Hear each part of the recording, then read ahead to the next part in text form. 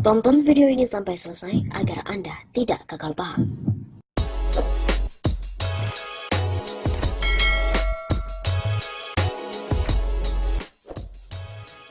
Wah, sudah siapkan peluru? Politisi Demokrat ajak untuk gulingkan Jokowi? Siapakah dia? Perpu nomor 1 tahun 2020 tentang kebijakan keuangan negara dan stabilitas sistem keuangan untuk penanganan virus corona baru COVID-19 menuai kritik pedas. Tak sedikit pula pihak yang mengancam kebijakan yang dikeluarkan Presiden Jokowi itu. Bahkan, ada pula pihak-pihak yang kemudian mengajukan judicial review ke Mahkamah Konstitusi, seperti yang dilakukan oleh Amin Rais. Pasalnya, Perpu nomor 1 tahun 2020 itu dinilai syarat dengan kepentingan kaum oligarki. Diskon bagi pelanggar konstitusi masih bisa rakyat maklumi untuk mereka yang disebut oleh para oligarki kekuasaan sebagai anak-anak milenial. Sindir politisi Partai Demokrat Taufik Rendusara melalui akun Twitter pribadinya @toperendusara1 pada hari Minggu 19 April kemarin. Namun demikian, hal ini menjadi haram bila yang mempraktikkan oligarki kekuasaan adalah sang kepala negara. Hal inilah yang dicermati beberapa pihak bahwa Perpu tersebut lebih kepada tujuan membentengi penyelenggaraan negara dari hukum yang dimana dibalut penanganan wabah COVID-19. Jokowi ini bukan bagian dari milenial. Karena itu rakyat berhak minta pertanggungjawabannya melalui konstitusi yang sah di Republik ini. Impeachment Jokowi. Begitu katanya. Baginya lagi, rakyat wajib untuk meminta pertanggungjawaban kepada kepala negara bila sudah tercium melakukan pelanggaran konstitusi. Wajib hukumnya dimintai pertanggungjawaban kepada konstitusi negeri ini sebagai pelindung demokrasi di Republik yang kita cintai bersama. Tegasnya lagi. Di sisi lain, ia juga mengapresiasi beberapa wakil rakyat di Senayan yang mengkritisi keberadaan Perpu nomor 1 tahun 2020. Baginya, kritikan DPR RI merupakan usaha penegakan demi melindungi demokrasi. Adapun Perpu yang diduga mengandung unsur kekebalan hukum penyelenggara negara berkenaan dengan isi pasal 27 Perpu nomor 1 tahun 2020, pasal 1, 2, dan 3. Pasal-pasal tersebut mengatakan bahwa biaya yang dikeluarkan pemerintah untuk menyelamatkan perekonomian dari krisis bukan kerugian negara. Pejabat pemerintah terkait pelaksanaan Perpu tidak dapat dituntut perdata ataupun pidana jika melaksanakan tugas berdasarkan itikat baik, dan segala keputusan berdasarkan Perpu bukan objek gugatan ke peradilan tata usaha negara. Tak hanya dari politisi Partai Demokrat, bahkan politisi dari PDIP pun juga mengkritisi adanya Perpu nomor 1 tahun 2020 ini. Anggota DPR RI dari fraksi PDIP Masinton Pasaribu mengkritik adanya Perpu nomor 1 tahun 2020 yang dibuat untuk menjaga masyarakat dari keterpurukan sosial dan ekonomi akibat COVID-19. Kata Masinton, ia menilai penerbitan itu merupakan sebagai sabotase konstitusi. Di mana hal itu dituliskan oleh Masinton dalam akun Twitternya.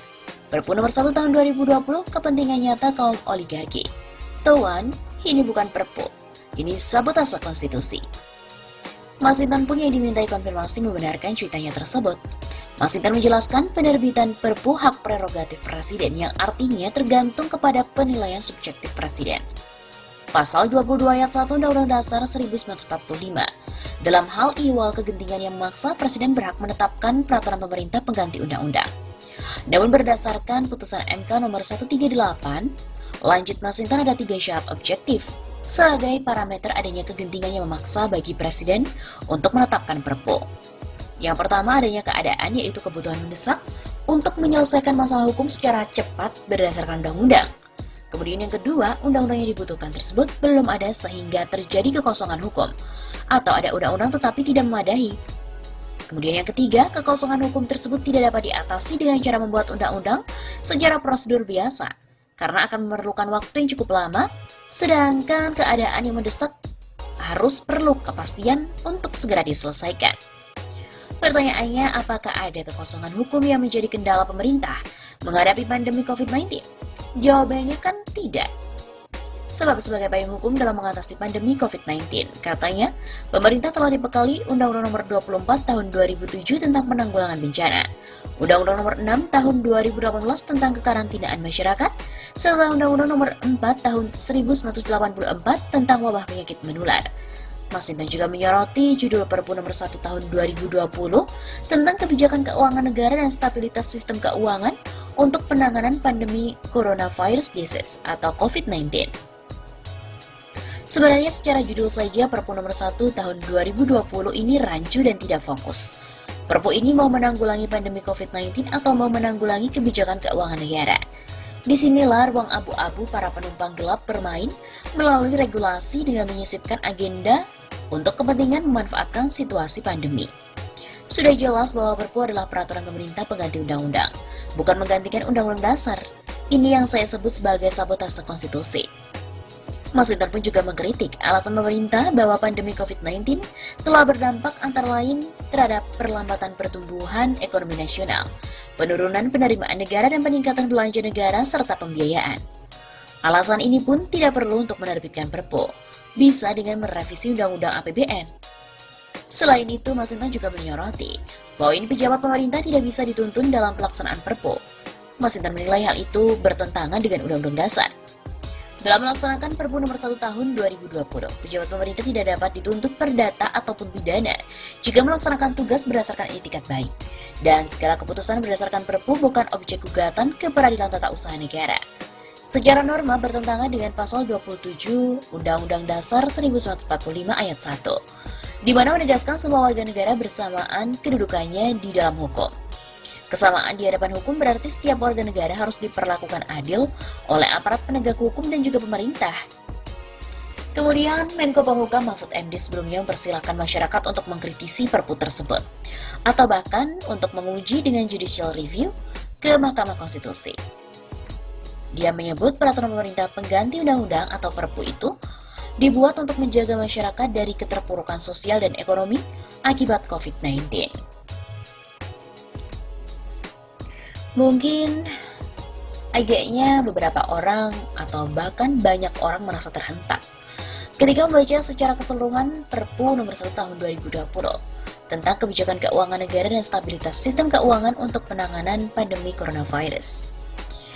Dari judul Perpu Nomor 1 Tahun 2020 yang begitu panjang menimbulkan banyak pertanyaan yang mendasar. Yang pertama, apakah Perpu ini mau melindungi dan menyelamatkan nyawa rakyat, termasuk di dalamnya tenaga medis dari ancaman COVID-19? Ataukah mau melindungi dan menyelamatkan kebijakan keuangan negara dan stabilitas sistem keuangan pemerintah? Atau mau melindungi dan menyelamatkan pemerintah yang keliru dan tidak profesional dalam tata kelola kebijakan ekonomi dan keuangan negara?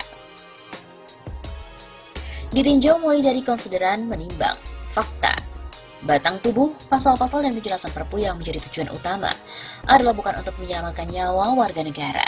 Tenaga medis yang meninggal pun sudah lebih dari 25 orang. Indonesia pun terbanyak di seluruh dunia tenaga medis yang meninggal.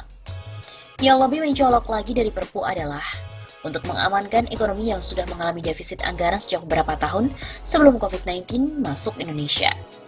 Akibat kegagalan pengelolaan perekonomian dan keuangan negara yang tidak benar dan berpotensi mengancam stabilitas keuangan. Dan hal ini pun sudah sering kali diingatkan oleh pakar ekonomi, khususnya oleh Bang Rizal Ramli, dalam berbagai tulisan ataupun pandangan yang dikemukakan dalam berbagai forum. Akan tetapi pemerintah menutup kuping dan mata. Ibarat pepatah, biarlah anjing menggonggong, kafilah tetap berlalu. Jadi bukan karena COVID-19, perekonomian dan keuangan negara ambruk.